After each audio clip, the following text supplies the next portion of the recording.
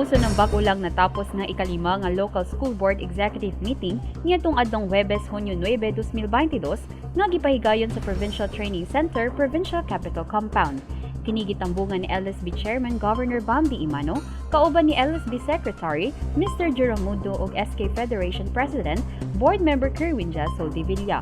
Samtang mitambong sa pinaagi sa Zoom sila LSB Co-Chairman ug DepEd Miss-Or Schools Division Superintendent Dr. Jonathan S. De La Peña, LSB Project Manager Miss Caroline Neri, Miss-Or Public School Teachers Association President Miss Maria Asuncion Raffles, Provincial Treasurer's Office Head Mr. Ronald Jane Violon o kubang miyembro.